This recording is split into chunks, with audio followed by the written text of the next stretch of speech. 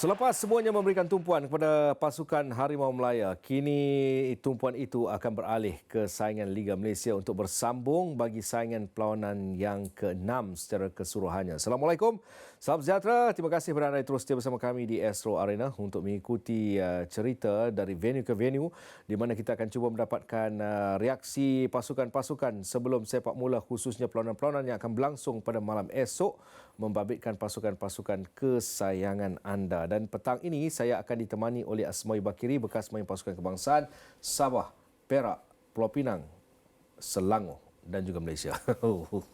Sihat, Sihat, Alhamdulillah. Panjang. Dia kena cepat. Sebab nak pastikan 5.30 kita tamat. Okey. Nak bekerja buka puasa. Okey, Wih. Kita melihat kepada pasukan-pasukan yang akan kita berikan tumpuan terlebih dahulu sebelum kita ikuti sesi sidang media yang berlangsung semalam membabitkan pasukan Kelantan United. Tugasan Kelantan United semakin kritikal, saya katakan, Wih. Walaupun baru perlawanan yang ke-6. Ya, kritikal. Tanpa kemenangan, itu yang agak mengusahkan semua penyokong termasuk pengurusan. Yang lebih jelas pengurusan. Kalau selalu ni awak levelkan mana coach yang nak kena direhatkan ke atau dikeluarkan, saya tak nampaklah pada pasukan Kelantan United. Tapi pada masa sama boleh diberikan alasan jika pengurusan nak ambil tindakan. Tapi lebih kepada fokus pada perlawanan yang mereka nak lawan nanti. Mereka dalam satu kondisi yang tak stabil, tak dapat kemenangan tapi terpaksa berdepan lagi dengan satu lagi pasukan yang memiliki kekuatan. Itu ada sedikit masalah. Okey, saya akan reserve soalan saya kerana kita akan terus ke PC Kelantan United yang telah pun diadakan pada semalam. Namun kita bawa kepada petang ini kerana dalam keadaan pasukan-pasukan sedang mempersiapkan pasukan masing-masing. Kita tolak ansur. Ada yang kita buat belah malam, kita bawa ke sebelah siang. Jadi Kelantan United menjelang pertemuan dengan pasukan Terengganu. Okay, coach. First question. How the team preparing for the match against Terengganu? How the boy motivation right now? Yeah, look, we lost with PDRM, so the mood was not the best. So it was up to us to talk to players and to talk with the coaches and to see what we did wrong, to discuss what we did wrong, and also to find a solution. So. We tried. We are working on something. So I believe it's giving new motivation to the players. I believe some players now they feel that they also have the chance to play. So it's a bigger competition now in the team. Obviously the Ramadan starts, so 3 days we did not practice at night. We practice afternoon, so it's always not ideal. But now finally we have the training evening. So let's see how the boys will be ready. Okay, any update on injury or suspension? No, everybody on. Okay, coach, are your expectation toward the match against Terengganu FC will it be a touch match? Like it's a Super League game, official game, so everybody fight for the points. Terengganu will fight for the points. We will fight for the points. Start 0-0, 10v10 plus 2 goalkeepers. Okay, after 5 matches without any win for Kelantan United, is the pressure for you and team? Look, pressure is always. You are right, especially now because we did not win yet, so we are looking for it. Game by game, we fight. I believe we were very close in some games to have the points, even to win the game. Sometimes statistics, it's on our side, but the result is on our side. So yes, we need to be more dangerous, more attacking, and hope the points will come. Okay, do you agree, coach? If Kelantan United manage to get the first 3 points, will it be to turning point for the team in the season? I agree. Okay, thank you, sir. Thank you. Bye. Alright. Okay, Wan. Soalan pertama, suasana mood anda dan rakan-rakan pasukan menjelang aksi berdepan Terengganu bagaimana? Adakah semuanya dalam keadaan baik? Alhamdulillah, suasana rakan pasukan baik walaupun kita sedikit tertekan selepas beberapa perlawanan kita tidak dapat mata yang penuh. Jadi kita hanya dapat 1 seri dan 4 kekalahan. Jadi perlawanan menentang Terengganu ni orang cakap lebih kurang perlawanan hidup mati lah. Kita perlu gandakan lagi usaha. Okey, kita tahu selepas 5 perlawanan KFC masih lagi nanti kemenangan pertama. Adakah tekanan sudah dirasai? Ya, sudah tentu. Kita sebagai pemain profesional kita merasai tekanan ni sebab bukan mudah 5 perlawanan tanpa kemenangan. Jadi kami mengharapkan perlawanan menentang Terengganu ni satu langkah kanan untuk kami untuk capai 3 mata. Okey, apakah faktor keserasian antara pemain masalah utama buat JVFC ketika ini? Saya nak cakap ini pun tak pasti sebab kalau dari segi permainan kita ada serangan, kita bertahan pun cukup baik tapi mungkin kita sedikit leka sebagai satu pasukan menyebabkan kita dijaringkan gol. Jadi harap benda-benda ni kita dapat perbaiki sebelum pertemuan dengan Terengganu. Soalan terakhir, tugas berat bertandang ke Jom Badak. Apakah misi wajib menang KUFC? Ya, ni adalah misi wajib menang. Kita tak ada istilah draw ataupun kalah. Tapi 90 minit penentu lah di Terengganu. Jadi saya dan rakan sepasukan perlu mengadakan lagi usaha untuk mencapai kemenangan. Okey, terima kasih Wan. Okay. Apa masalah Kelantan United? Saya lihat kalau apa yang mereka dah lalui ini kekurangan segi sokongan pemain yang kuat ataupun saya selalu guna perkataan power itu kuat dalam pasukan tu tak ada kuat dalam pasukan Kelantan United. Kuat dari segi? Personality, data pemain, pemain-pemain antara satu pemain. Saya tak nafikanlah Indra seperti Indra, Fandi Osman, Latif, Suhaimi, kemudian pemain-pemain muda sedikit. Kemudian kalau dalam liga ni bila masuk Liga Super ni faktor kemenangan satu pasukan ni dia bergantung kepada pemain import yang boleh menjaringkan gol ataupun bertahan dengan baik. So dalam tim Kelantan United semua masalah tu ada dekat situ. Tak nafikan Thomas Trucha satu jurulatih yang saya anggap berpengalaman baik tetapi untuk membentuk satu pasukan ni saya tak nampak mereka boleh bertahan lama dan agak struggle dalam setiap perlawanan yang mereka nak menang. Saya tengok beberapa saya rasa satu perlawanan Kelantan United lawan Polis tak silap saya ataupun Selangor di first game Ya. Mereka mempunyai saya katakan medium pemain-pemain yang baik tetapi pada pengamatan saya mungkin semua setuju ataupun tidak dari segi positioning itu kadang-kala jadi tanda tanya. Umpamanya Syazwan Zainon diletakkan bermain di posisi midfield yang bukan posisi asalnya. Ya, itu maksud saya tadi meletakkan susunan pemain tu pun mereka tak cukup kuat dari segi ikut posisi. Bukan sahaja Syazwan, termasuk Fandi, termasuk Latif, Suhaimi diubah kedudukan di tengah kalau mengikut pada perlawanan dan paling ketara mungkin sedikit faktor Indra. Juga baik faktor umur ataupun nak berdepan dengan tempo laju dalam liga tu nak berdepan terutama nanti nak berdepan dengan Terengganu nak battle dekat kawasan tengah dengan defend Terengganu ni seketika ini walaupun mereka tak ada kedudukan baik tapi mereka dalam momentum yang tengah untuk merancang dapatkan kemenangan. So saya rasa dari segi head to head Kelantan United kepada Terengganu agak sukar untuk Kelantan United. Ni visual Kedah ni. Mungkin diorang teringat Nafuzi lah kan. Kedah telah pun ditempuh oleh pasukan Terengganu di mana perlawanan membabitkan Kedah dan juga Terengganu menyaksikan Kedah menang 1-0. Tetapi Terengganu juga sebenarnya sedang menyelusuri perjalanan cerita Liga Malaysia yang tak best sebenarnya Ismail Bakiri untuk atas nama Terengganu yang kita kenal sebenarnya. Betul. Saya setuju.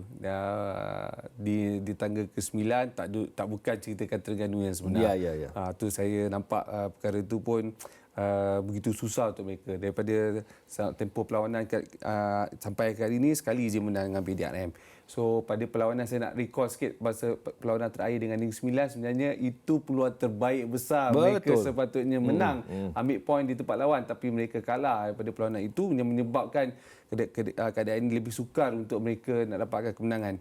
Tapi mungkin sedikit jadual lepas ni saya ingat ada membantu mereka. 3 perlawanan ni main ke home. Saya jangkakan ini akan memberikan sedikit hasil. Kalau dia boleh ambil 9 poin kat sini, kedudukan akan berubah tangga 3-2 ke atas.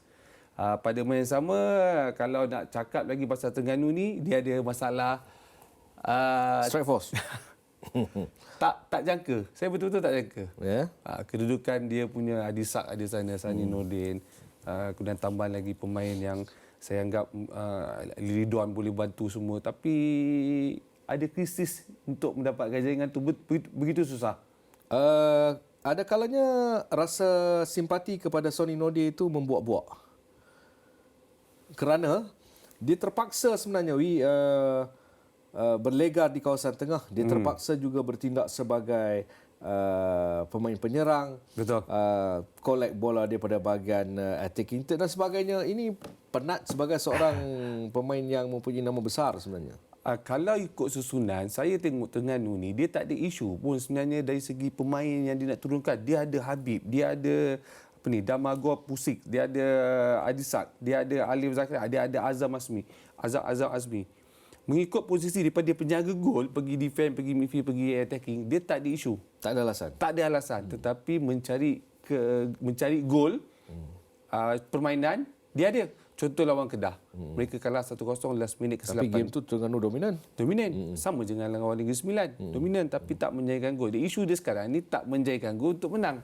Dan yang skor gol tu bukan penyerang. Bukan penyerang. Datang daripada pemain bertahan. So dekat situ isu dia sekarang ni, kalau dia punya barisan attacking ke atas ada scoring, yes, diorang boleh dalam kedudukan yang nombor 2, nombor 3. Awak jangka tugas Terengganu berdepan Kelantan United mudah? Mudah dari segi permainan nak pergi buat attacking. Dan pada masa sama dapatkan gol. Okey, kita akan berehat seketika kerana menarik juga untuk kita nantikan minggu ini adalah pertembungan cerita di Lembah Kelang membabitkan pasukan Kuala Lumpur City dan juga Selangor. Jangan ke mana-mana, terus setia bersama kami pastinya di Astro Arena.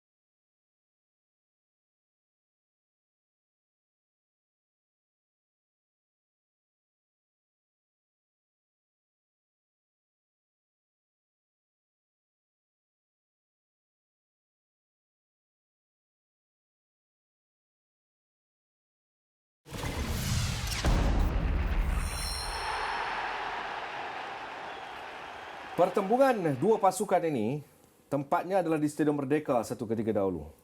Dan kemudiannya beralih ke Stadium Shah Alam. Kemudiannya beralih ke Stadium KLFA Ceras.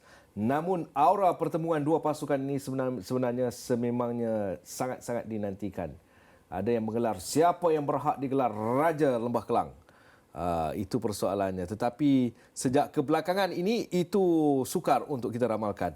Menjelang pertemuan KL City dan juga pasukan Selangor. Ya, kalau awak cakap nak ramalkan siapa juara Lembah Kelang, saya setuju. Kerana bila faktor KL City tu menang dalam Piala AFC, layak ke sampai final semua, so dia mengubah story, cerita sejarah tu balik sebenarnya untuk pasukan Selangor. Ya, bukan mudah sebenarnya kedudukan Selangor sekarang nak menentang KL City. Dan saya jangkakan ini perlawanan sekali lagi masuk dalam epik punya perlawanan. Tapi pada masa sama nampak kelibat kedua-dua pasukan ni momentum seimbang. Semalam kami berdua, saya dengan Asmoy Bakiri, selepas solat tarawih sempat ke Bukit Jelutong untuk menyaksikan sesi latihan. Nampak suasana tu ceria, seolah-olah mau melupakan apa yang berlaku di belakang Bayan Hodak umpamanya semalam dapat kita saksikan. Ya, betul. Mereka sebenarnya fokus. Yes. Sebab lebih fokus dan nampak tim organizer teratur tu mereka tunjukkan satu sikap yang terbuka kerana berdepan dengan pasukan Selangor. So sedikit bukan nak berikan tekanan di dalam latihan, tapi nak ubah suasana tu pergi kepada perlawanan sebenar.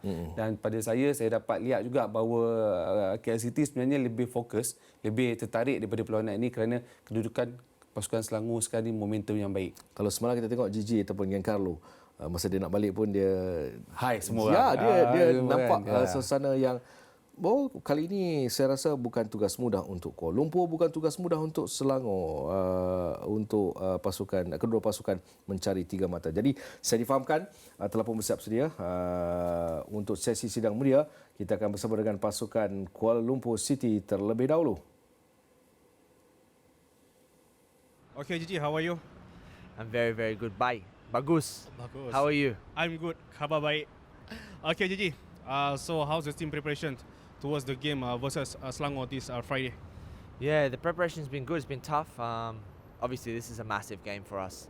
You know, in the 3 years I've been here, the Klang Valley Derby is like a game even outside of the season, you know.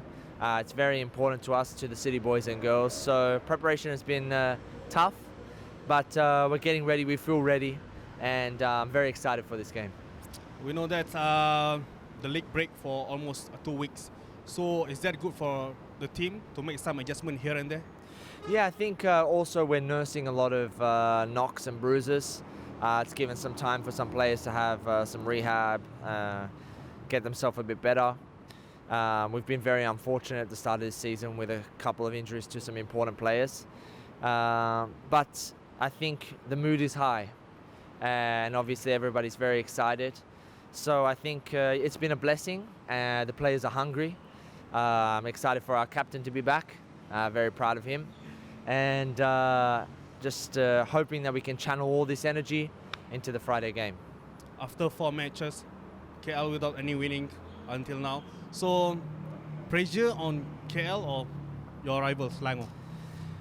Well, it's a tough one to say, to be honest, because obviously Selangor is a big club that has big expectations with a big budget, and we're not necessarily the biggest club and we're not necessarily the biggest budget. But in these 2 years, we've shown what we can do, you know. And I was just saying the other day, if it was 2021 and I was to tell the City boys and girls, you know, from 4 games we're only going to lose 1 and it's to JDT, they would probably be happy. But because we've set the bar so high, now we look at this season, we think, oh, we've dropped some points here. But I think that's good. I think that's what we're demanding from ourselves, because we've played good these last 2 years, you know. So as much as I'm happy we haven't lost many games, I'm definitely angry. I feel like we should have won more. And I feel all the boys feel that. And we're setting our standard and our expectation higher and higher. So I hope that this Friday becomes 3 games unbeaten, a nice win, fingers crossed, and we can start getting on a roll. Are you fit for the Klang Valley Derby? I'll make sure I am. I'll make sure I am, no matter what. After 4 matches, 7 goals conceded. Your thought on that? Yeah, so obviously as a defender, I hate that. But we have 7 goals, 2 are own goals. So immediately that brings us down to 5. I think if you look at this table now, 5 would put us in the top 6 best defenses. And then we have another, of those 5, we have errors where new members of the team are learning the way and the style that we play. Obviously, we've had to chop and change because of the injuries, and players have had to sometimes play out of position. Within the 5 games, the centre-back next to me has changed almost every game, and that's due to injury suspensions. So I think that's another reason to why we've made, let's say, unlike KL errors. So as much as it does look grim, I don't like to see 7 goals conceded. But I think we know that they weren't, some of them were fluke mistakes, let's say. So as long as we can shake it off, we can concentrate, we know we can be better, and I feel we can be better. For this Friday match, any player to watch in Selangor? Oh, I know the whole of Malaysia knows how good Mickey is. He's a fantastic footballer and a great guy. And I'm very happy for him off the field, but I hope this Friday he doesn't play so good. But he's definitely one to watch. But Selangor have a lot of fantastic footballers. In the end, they're led by Brendan Gann, another fantastic footballer, the heartbeat of that club. They have good players, and the thing is with them, you have to watch for everybody. You have to make sure that we're all giving 150%. But in KO, we say something all the time. No matter the team, as long as we focus on our plan and we focus on what we can do, that's the most important thing. So, Selangor will play as a favourite team this Friday. I definitely think so. And I don't mind that, to be honest. We are a small club still. The thing is, we're a small club that's done very, very, very well. But I'm sure if you put the budgets on the table of all the teams in the league, we would be in probably the bottom third. So in the end, of course, the expectation is on them. But KL City, the underdog, is how we like it. So I hope we can do what we've done before. So Gigi, how about your mood and your teammate mood and motivation right now? Yeah, the mood is good. Obviously, like I said to you before, we know we're not happy with the goals conceded and we're not happy with how many goals we've scored. But we also know that ball bounced one way or another way and the story could have changed. And we feel that the luck will fall in our favor. There's an expression we say all the time where the harder you work, the luckier you get. Yeah. And in KL, 2021 and 2022, we had two very slow starts to the season, and both those years ended up very, very well. So, we're not stressing. We know we just put our head down, we work, and eventually the luck will come on our side and we'll get what we deserve. Do you agree, Gigi, if I said if KL City managed to get a win, first 3 points this season, it will change everything? Yes, I definitely think so. It's like what I said to you, I think, in one of the first questions. All of a sudden they say 3 games undefeated, draws are funny like that, because as much as you don't lose, you don't win. So it keeps the perception in the middle, and you have one win and it turns everything. You have one loss and it can turn everything the other way. So I think we know that. I think it's a very, very important game, and I think it's perfect. It's set up to be the big brother, and we're the annoying little brother, the Klang Valley Derby. So I think it's the perfect motivation. It's the perfect time, and fingers crossed, everything goes well. If we look to the head-to-head record last season, both teams draw 2 matches in Super Leagues. So is that need to look back for the last season? Yeah, I think it's always tough. It's always tough against them. It's always a hard game. But it's hard because I want to say we have a much stronger squad this year, but also we have key players injured, So I'm hoping that we can bring the experience and calm that these bigger players that have come in can bring us, and control and give us that quality. The last 2 years we never really had a striker consistently. Now we have 2 fantastic strikers. So I hope that can be the edge.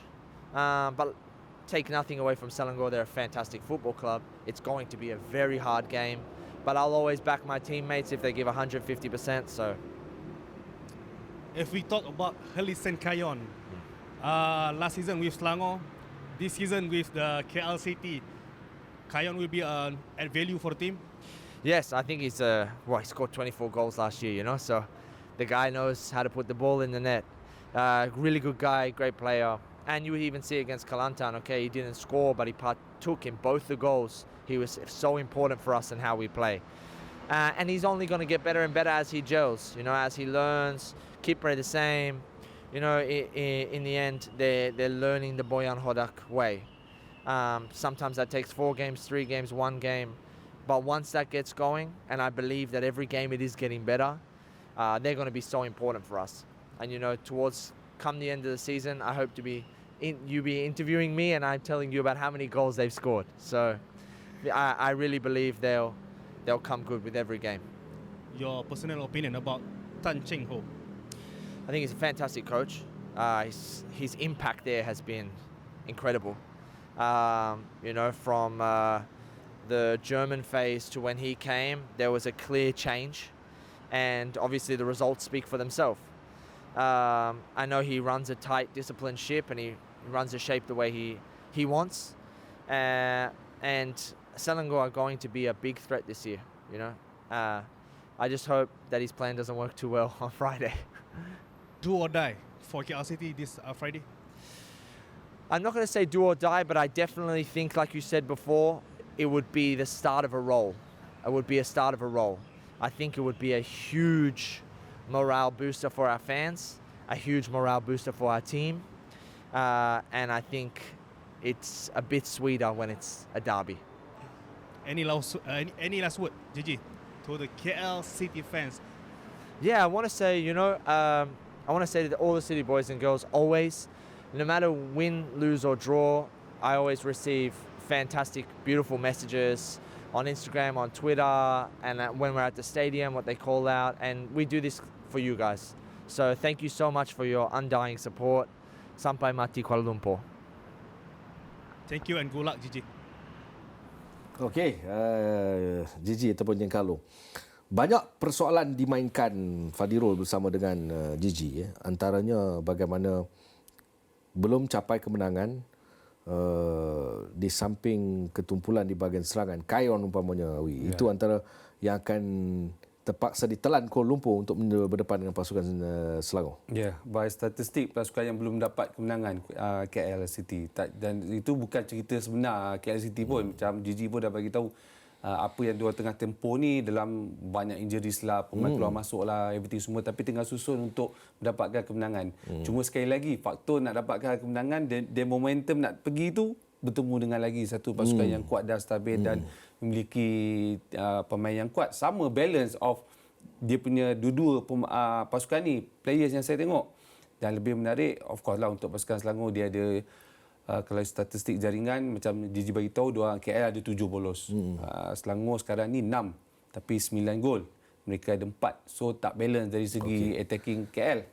Tapi perlawanan ni penentu dia is pasal scoring area. Siapa skor boleh menang. Saya akan bawa kepada perbincangan dengan semua berkait sedikit tentang di mana tumpuan-tumpuan utama, hotspot, di bahagian mana yang akan menjadi tumpuan, kerana kita akan dengar terlebih dahulu dari kamp pasukan Selangor menjelang pertemuan dengan pasukan KL City. Jadi Selangor, Darul Ehsan FC. Perlawanan menentang KL, apa kelebihan yang coach nampak dalam tim berbanding tim KL? Ya, so far adalah saya rasa perlawanan besok pada 31 hari bulan ni memang satu perlawanan yang ada saingan sengit lah, kerana disebabkan Klang Valley ni derby. Dari segi sejarah KL dengan Selangor ni memang saingan cukup hebat lah, perlawanan yang orang kata tumpuan di Klang Valley ni, dan kita tahu pasukan KL pun mempunyai sejarah yang rekod yang terbaik bermain di stadium KL, dan kita tahu kekuatan pasukan KL begitu mantap dari segi pertahanan dan juga dari segi serangan balas yang cukup baiklah. Mereka juga ada beberapa pemain yang bahaya, contohnya Kayon bersama dengan KL tahun ni, dan juga Kipre yang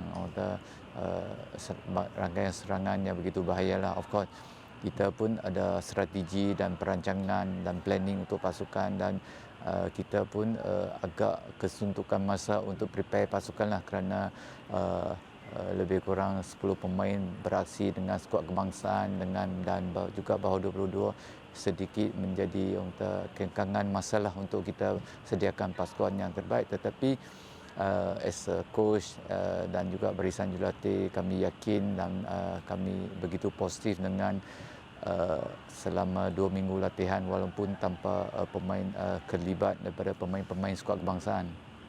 Okey coach, soalan sensasi sikit. Coach Bojan pernah cakap lawan Selangor ni mudah je. Dia punya pemain tak perlukan motivasi tinggi pun. Apa komen coach?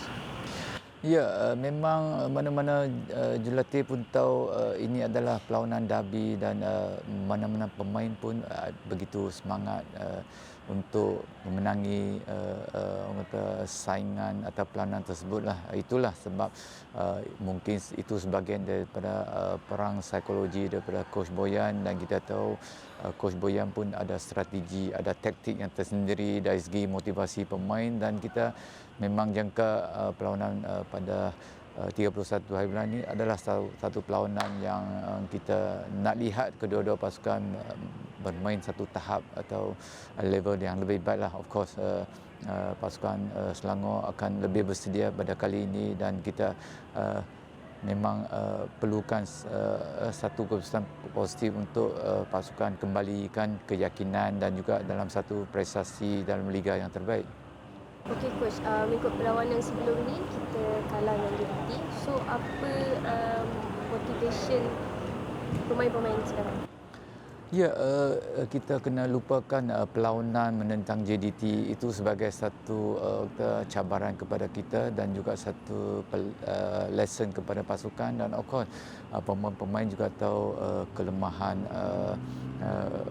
pasukan dan kita bekerja keras, berusaha lebih untuk pastikan apabila kita menentang Kuala Lumpur nanti kita tidak mengulangi kesilapan tersebut, dan saya rasa pemain-pemain pun dah kaji sedikit sebanyak tentang perlawanan Kuala Lumpur dan kita pun ingin melihat satu perlawanan di mana pemain-pemain akan bangkit dengan lebih yakin pada perlawanan menentang Kuala Lumpur nanti. Harapan coach untuk perlawanan hari Jumaat ni? Ya, harapan adalah pemain pulihkan keyakinan dan yakin apa yang kita praktikkan selama ini, dan kita tahu kualiti pemain yang ada sekarang memang kita mengharapkan satu perlawanan yang terbaik yang ditunjukkan oleh setiap pemain, bukan saja kesebelasan, mana-mana pemain yang diturunkan mampu memberi impact yang terbaik untuk pasukan. Okey, Selangor dan juga Kuala Lumpur. Tadi saya bincang saya nak sentuh sedikit dekat mana battle yang akan berlaku. Saya lebih menjurus kepada, saya happy sebenarnya melihat perkembangan pemain-pemain tempatan Selangor, pemain-pemain lokal. Tetapi saya tak happy dengan 2-3 pemain import Selangor yang masih menjadi tanda soal sebenarnya untuk pasukan Selangor. Sebelum kita beralih kepada pasukan Kuala Lumpur sedikit. Ya, untuk pasukan Selangor, kalau dilihat Tan Chio dah maklum tadi, dia pun by psikologi dengan KL ni, dia buat pasal perlawanan tu setelah dia kata 10-11 pemain utama pergi national team balik untuk dapatkan momentum balik pasukan. Tapi pada sebenarnya itu kelebihan pada pasukan Selangor. Kerana mereka balik daripada national team kan. Cuma sedikit faktor tactical plan, strategi Tan Chio nak berdepan dengan KL City tu ada masalah sikit. Saya tak pasti apa yang jangkaan dia nak lakukan, tapi kalau dia menggunakan balik pemain-pemain yang ada, saya yakin ada kelebihan untuk pasukan Selangor. Kalau cakap sekali lagi, mana faktor tempat yang kawasan tu kritikal yang ataupun baik, kritikal ada kawasan pertahanan, tetapi untuk kawasan baik dia punya attacking third ke atas, now momentum untuk Selangor boleh bergerak untuk mendapatkan jaringan. Kita akan jumpalah pertembungan Alexander bersama dengan Paulo Josue. Ya, di bahagian tengah. Paling best kalau nak, saya sebenarnya tambah KL tadi tu kemasukan balik performance permainan tengah baik Hakimi. Ya. Kalau Bojan guna pakai 2 gol dekat under 22 masuk dalam first team main, dia dah should be okay because KL lebih banyak attacking, the player individual attacking tu ada kat KL. Cici Kipre, kemudian Kayon semua, Paulo Josue. Best lah game ni best. Game ni best. Better dia punya better tu pemain head to head tu semua tu balance kedua-dua pasukan. Best lagi apabila kita sempat untuk bersama dengan seorang lagi sahabat kita yang telah pun bersiap sedia pada ketika ini untuk mengikuti perkembangan pasukan Selangor dan juga KL City, iaitu Zulhelmi Zain Azam. Assalamualaikum. Zul? Waalaikumsalam, Hafizal. Ya. Macam kat overseas ya? Hello, ya saya. Macam kat overseas ya?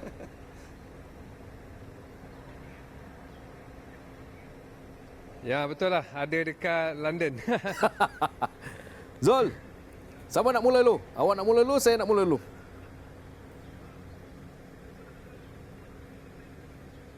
Hafizal mula dulu, Hafizal. Okey.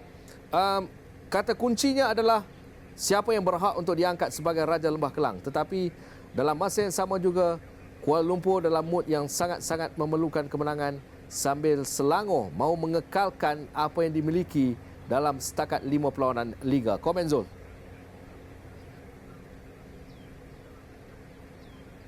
Betul, memang tak dinafikan KL City lebih dalam situasi tertekan.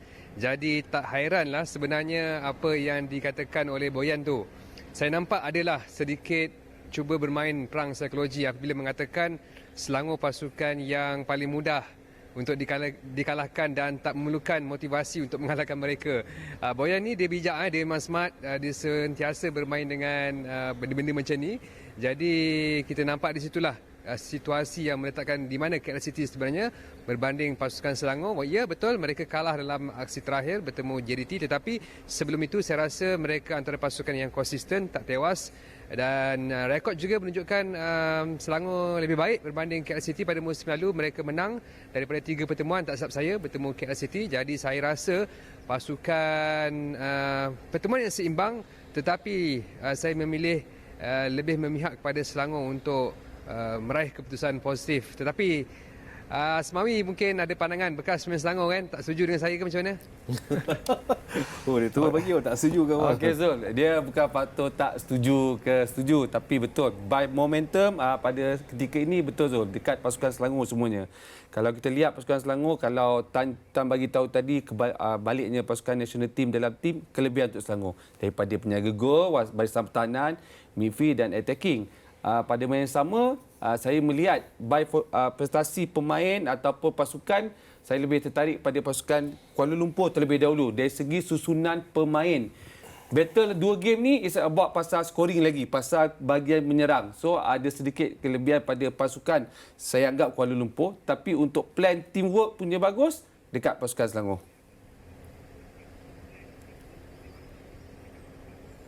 Betul. Saya bila cakap pasal penyerang Mawi dengan Afizal, kita tertumpu juga kepada bahagian serangan pasukan Selangor, iaitu Aaron Del Valle. Sejauh mana pemain ini boleh membuktikan kemampuan dalam peranan ke-6. Saya berpendapat inilah masa yang patut ditunjukkan untuk aksi ke-6 selepas 5 perlawanan. Kita tak nampak kelibat mereka. Cuma di perlawanan ke-6 Aaron Del Valle ini tak ada pilihan selain membuktikan keupayaan untuk menjaringkan gol. Sebab apa? Perlawanan ini akan menyaksikan mungkin Faizal Halim dipertaruhkan pada ketika beliau mungkin dalam keadaan kepenatan kerana mempunyai tugasan bersama skuad kebangsaan. Jadi bagaimana kita nak melihat ataupun mengupaslah bahagian serangan pasukan Selangor untuk dapat satu perbezaan berbanding 5 perlawanan terdahulu, Afizal? Okey, saya lebih melihat kepada kebergantungan Selangor kepada Faizal Halim. Sudah beberapa game. Kita bincang banyak kali secara formal ataupun tak formal, bagaimana kebergantungan itu perlu dialihkan sebenarnya. Tetapi suka diingatkan juga Faizal Halim memerlukan support supplier yang baik, dan masalah ini mungkin terkesan kepada pemain-pemain import yang masih lagi tercari-cari siapa sebenarnya. Faizal Halim mengambil keputusan dengan cara yang tersendiri. Dia boleh bersama bola, dia boleh melarikan ataupun membuat kerja lebih awal di bahagian tengah untuk mara ke bahagian depan. Selebihnya, Alexander dilihat begitu struggle untuk membantu. Bukan struggle dari elemen negatif, tetapi saya katakan struggle dari elemen positif. Dia terpaksa bekerja keras untuk memastikan bahagian depan menghidu setiap peluang yang diberikan. Dan saya rasa pada pengamatan saya, Zul, penyerang dari Colombia yang berusia 34 tahun ini mungkin sedang meniti hari-hari yang mungkin akan dikenang di Shah Alam dalam masa terdekat. Saya setuju. Sebab itulah yang akan berlaku kepada mana-mana pasukan jika pemain dia tak menjadi. Tetapi saya nak tanya juga kepada Amawi kan, sebab ialah bekas main kan, berkenaan dengan Faizal Halim. Adakah kewajaran beliau diturunkan pada ketika dia bermain dalam 2 perlawanan yang kompetitif? Kita tahu gameplay Kim Panggon high pressing. Saya rasa pemain ini memang orang kata dalam bahasa budak-budak sekarang barai kan, menjelang aksi bertemu KL City. Jadi beliau dalam momentum terbaik kerana baru menjaringkan gol pertama, gol sulung, tapi pada ketika dipertaruhkan, ditagih untuk bertemu KL City. Wajar atau tak diturunkan? Okey Zul, kalau pada pandangan saya, kalau by tactical time waktu, boleh dilihatkan dulu untuk Faizal Halim. Sebab saya rasa pertukaran pemain yang selalu dekat bahagian Faizal Alim. Faizal Alim ni ada untuk pasukan Selangor. So saya jangkakan kalau Tan Cheng Ho tak nak ambil risiko, rehatkan dia dan masuk melalui tactical plan minutes. Sebab pada saya betul by assist punya contribute Faizal Alim paling tinggi dekat tim Selangor, walaupun dia tak menyanyikan gol lagi, tapi untuk Malaysia dia dah skor. Betul, Fatoh Kemenatan 2 game tu nampak dia struggle untuk dia pergi bermain untuk assist dan pergi mendapatkan gol. Balik ke kelab akan menjadikan impak yang susah kepada dia. Berlainan dengan sedikit rakan-rakan dia seperti Brandon Gunn dekat situ ataupun Syarul dekat bahagian pertahanan apa semua.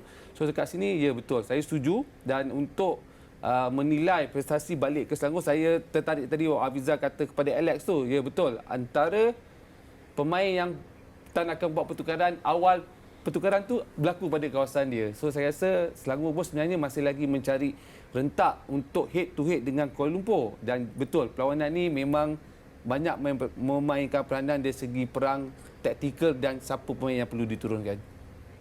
Kalau awak Zul? Awak nak Faizal Alim turunkan awal ataupun... Yep. Sebab apa?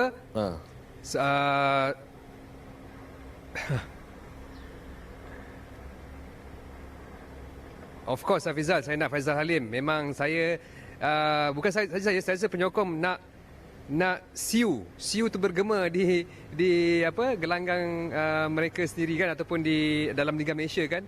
Tetapi saya dalam berisikan saya, ini yang saya dapat maklumat lah, dalam saya berada di kompleks sukan ataupun di Padang SUK, pusat latihan Selangor FC ini, yang mana mereka dalam percaturan untuk mempersiapkan pemain seperti Nur Hakim Hassan dan juga Alif Haikal di posisi berkenaan.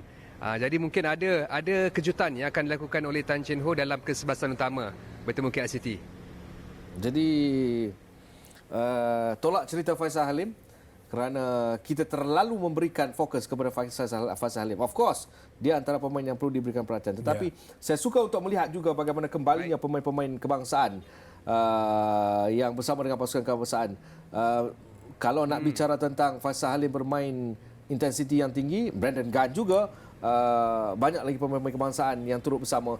Apakah percaturan itu akan berlaku secara total ataupun okey macam perang taktikal seperti Asmawi katakan, Zul? Saya rasa ada peran taktikal di sini sebab kita tahu 4 pemain bersama skuad kebangsaan iaitu Brandon Gunn, Quentin Chen, Faizal Halim dan juga V Rubin Turen di bawah 23 termasuk Huzaimi PE. Tetapi Huzaimi PE tidak beraksi dalam 2 perlawanan.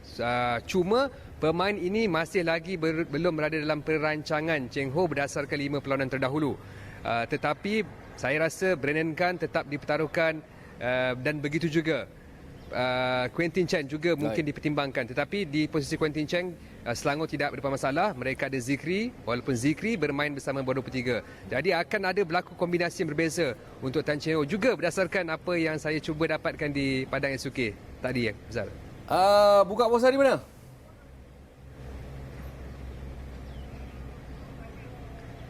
Saya buka puasa hari ini belum ada tempat lagi, tapi mungkinlah kat pejabat dia, kat office kot. Kalau di Shah Alam, saya cadangkan di Pak Su Corner di section 13.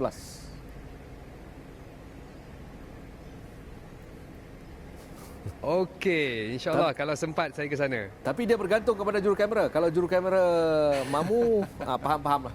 Terima kasih banyak, Zul.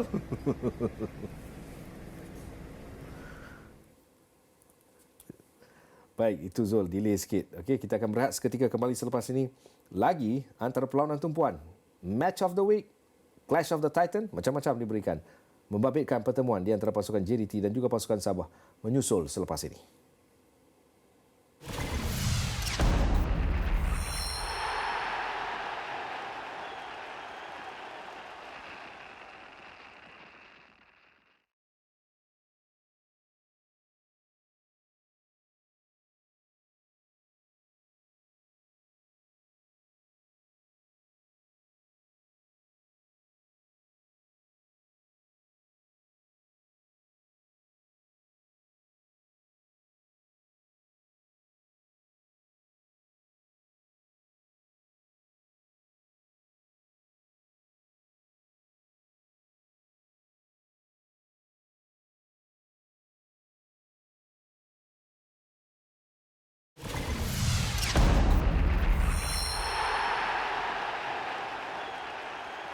bicarakan tentang match of the week, clash of the titan, macam-macam. Tetapi kita lupa juga Northern Derby juga menarik. Ini soal untuk kembali kepada fitrah yang asas. Kepada asasnya bahawa dua pasukan ini tidak sepatutnya berada pada kedudukan seperti ini. Dua pasukan yang saya maksudkan adalah Penang FC dan juga pasukan Perak. Jadi jom kita dengar apa perkembangan kedua-dua pasukan. Apakah pendekatan coach apabila berjumpa dengan pasukan yang kurang berpengalaman tapi memiliki keupayaan untuk memberi tekanan kepada pasukan sepanjang perlawanan? Kita tahu Perak adalah pasukan yang terdiri ramai pemain muda dan gaya permainan Perak juga agak pantas dan laju dan mereka sentiasa memberi tekanan di bahagian pertahanan lawan. Jadi kami akan cuba pastikan dan cuba mengatasi orang kata kekuatan pasukan Perak tersebut dan kami akan cuba pastikan kami berjaya mengawal perlawanan pada hari tersebut dan berjaya menghasilkan gol awal supaya kami akan terus yakin dan cuba untuk mendapatkan gol yang kedua.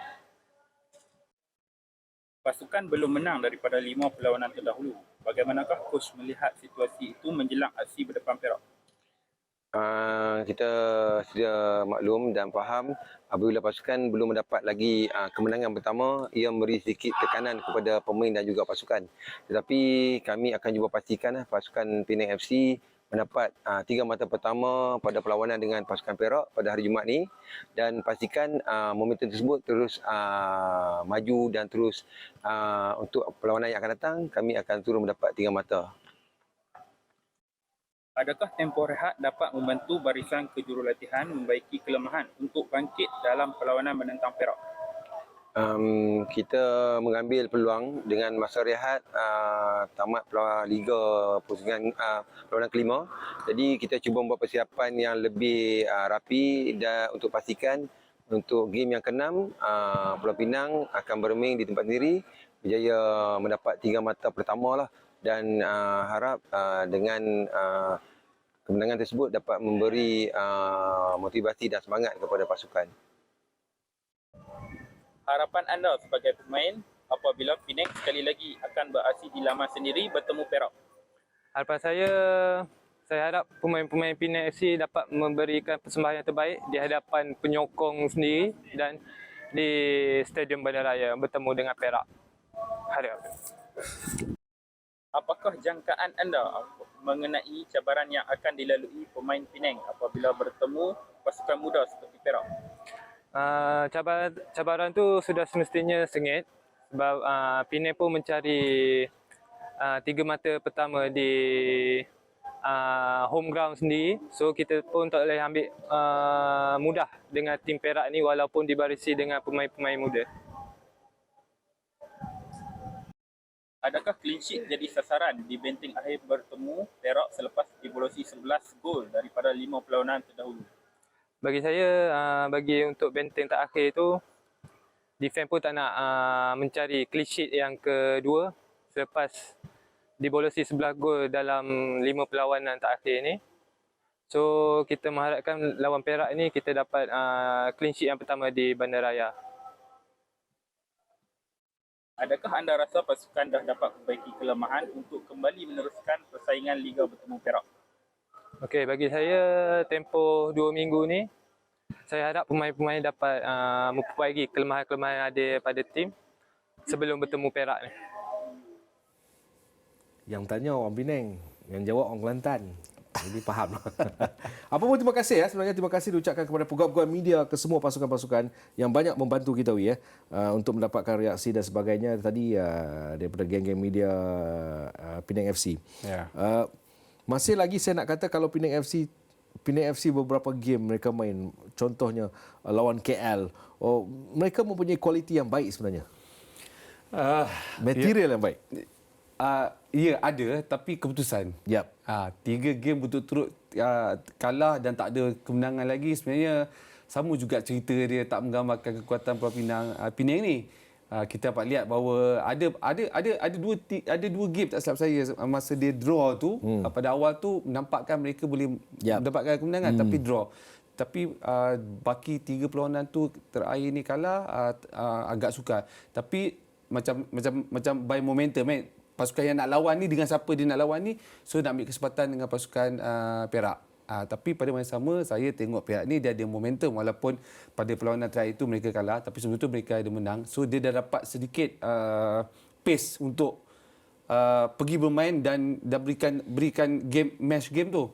Dan untuk pasukan Pulau Pinang sendiri sebenarnya pada saya faktor macam cakap awal tadi faktor pemain tak ada isu.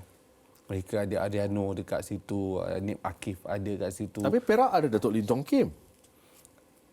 Okey, satu nama besar.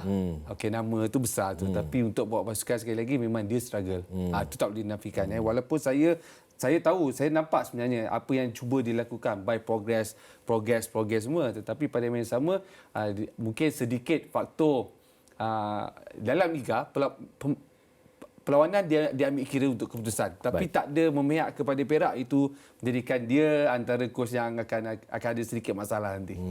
Okay. Tapi takkan masalah kot duduk di Bayern Munich mesti okey. Kan? Saya rasa dia okey. Okey. Kita tinggalkan cerita di utara tanah air, kita akan beralih ke selatan pula membabitkan pertemuan antara pasukan JDT dan juga pasukan Sabah. Karl Nunis telah bersiap sedia untuk memberikan gambaran lanjut tentang pertemuan kedua pasukan iaitu JDT dan juga Sabah. Assalamualaikum. Waalaikumsalam Abang Fizal. Baru bangun tidur lah ni. Bukan.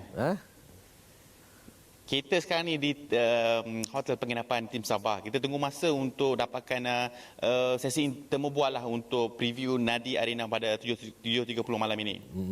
Okey. Ada yang menggelarkan Match of the Week, ada yang menggelarkan Clash of the Titan umpamanya. Saya berikan perlawanan ini penting bagi kedua-dua pasukan dan sangat dinantikan Melaya untuk pertemuan JDT dan juga Sabah. Komen Karl. Ya betul tu, pertemuan dua pasukan terbaik kan. Sudah pasti sebelum perlawanan bermula pun semua tumpuan terarah kepada Arif Aiman dan juga Enric Dos Santos yang dikabarkan belum sempat pulih untuk pertemuan ini. Begitu juga dengan Belson da Silva. Tapi di camp Sabah FC pula saya dah dapatkan pengesahan ada 3 ataupun 4 pemain utama yang masih belum lagi diberi lampu hijau daripada pakar perubatan pasukan, ianya Telmo Castanheira, Jailton Paraiba dan juga Saldir Ramdhani. Dan pertemuan pada hari esok ni saya fikir akan menentukan skuad depth mana yang memberikan satu kualiti di atas padang, dan sudah pastinya JDT akan memiliki sedikit kelebihan berhasil di laman sendiri, dan saya fikir Sabah mampu untuk melakukan sedikit kejutan selepas rekod pertemuan nyata tidak memihak kepada mereka. 8 pertemuan yang terakhir kesemuanya tewas dengan jumlah jaringan yang agak besar. So saya fikir pada hari esok Dato' Ong Kin Swee akan memperagakan sesuatu daripada bahasan kendaliannya. Karl, mungkin dapat information sedikit tentang kelibat Karim. Adakah Karim akan diturunkan? Itu semuanya masih lagi rahsia lagi, belum dapat lagi orang cakap pengesahan yang pasti. Dan kita cuba juga korek menerusi beberapa pertemuan yang secara tidak rasmi, tapi saya fikir masih lagi kekal rahsia dengan Dato' Ong Kin Swee. Mula akan memperagakan satu taktikal yang berbeza apabila Daniel Ting tidak dapat beraksi pada pertemuan pada kali ini, dan kita tahu kan ianya atas status pemain pinjaman. Dan kita tengok daripada pertemuan-pertemuan daripada awal musim lagi, barisan pertahanan Sabah tidak pernah berubah begitu banyak, 1 ataupun 2 pertukaran di dalam sepanjang permainan, dan buat kali pertama mereka akan mengubah backline mereka. Daniel Ting tidak akan beraksi, dan ini akan memberi satu impak yang besar untuk Sabah. Bagaimana diorang nak cope up dengan situasi yang berbeza ini, apatah lagi lawan mereka JDT. Okey, Karim tu yang saya maksudkan adalah Pak Tesu. Okey, Pak. Okey. Esok juga kita akan menyaksikan, Karl, saya klasifikasikan attacking organisation management untuk Sabah dan juga JDT. Kalau nak berbicara mengenai organisasi, saya tidak keterlaluan saya berani untuk bercakapkan Sabah lebih organize dengan formasi tanpa penguasaan bola 5-3-2, 5-4-1 dengan 3-4-3 dengan penguasaan bola. Atas faktor itu, pemain seperti Firdaus Chu pun beraksi di bahagian wing back di belakang bahagian kanan, pernah menggantikan Rizal Ghazali dalam sebuah pertandingan dalam aksi bertemu dengan Sri Pahang misalnya. Dan begitu juga dengan JDT, kadang-kadang mereka ini beraksi menentang pasukan-pasukan dalam saingan Liga Super. Mereka gagal untuk orang cakap menerima satu asakan yang betul-betul bola sepak moden. Kebanyakan mereka yang datang di Stadium SSI ini semuanya berkampung. Namun kalau Kelantan pun boleh melakukan sesuatu, menjadi muncul pasukan yang pertama, menjadikan gol dalam saingan Liga Super ke atas JDT, mana mungkin Sabah tidak berupaya untuk melakukan perkara yang sama. Saya fikir Sabah akan datang dengan satu kuasa besar bersama dengan Darren Lock yang berada di kemuncak prestasi hasil pertemuan aksi antarabangsa tempoh hari. Asmoi Bakiri ada bersama dengan saya pada petang ni. Ketiadaan Arif Aiman juga membawa satu lagi persoalan, apakah Akir Rashid option untuk Estaban menurunkan pemain ini. Kita bicara bersama ataupun kongsi bersama, mungkin Wi ada pendapat? Ya, Kak, kalau dilihat Kak, situasi sekarang ni semasa ni untuk pasukan Sabah ni, kita tengok dia punya pemain yang ada dekat dalam tim tu semua, pada saya kalau Dato' Ong buat pertukaran, semua satu standard yang level yang sama, yang baik. So apa yang dapat kabaran daripada sana, Kak? Kalau kita lihat, adakah Dato' Ong punya strategi ni setakat ni dia akan turunkan mengikut pemain A, B dulu atau A dulu? Yang mana lebih sesuai tu, Kak, untuk dengan JDT nanti?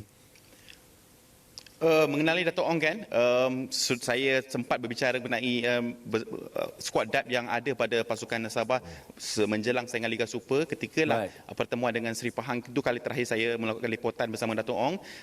Semuanya terbuka untuk kesemua pemain dalam kesempatan utama. Antara posisi yang banyak dirombak iaitu di bahagian penjaga gol, Damian Lim 2 persaingan yang daripada 5 perlawanan.